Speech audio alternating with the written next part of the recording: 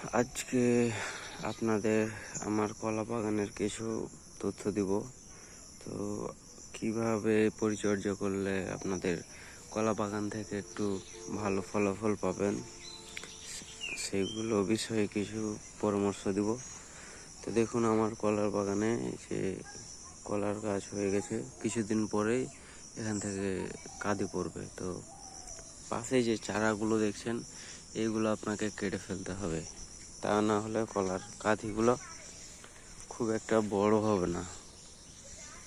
আর এইগুলো কেটে ফেললে কলার কাঁধিগুলো অনেকটাই বড় হয়। তো দেখুন, আমার কলা বাগানে অসংখ্য আমি গাছ লাগিয়েছি সারি সারি করে।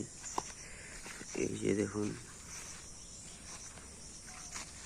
তো কিছুদিনের মধ্যেই সব গাছগুলোতে আমার কলার কাঁধি পড়ে যাবে।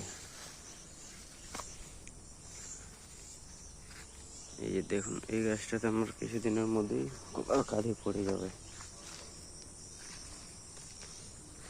তো আপনারাও কেউ যদি এইরকম বাগান করতে চান, চাইলে করতে পারেন। এইটা অনেক লাভজনক একটা ফসল, আপনারা চাইলে করতে পারেন। আসসালামু আলাইকুম।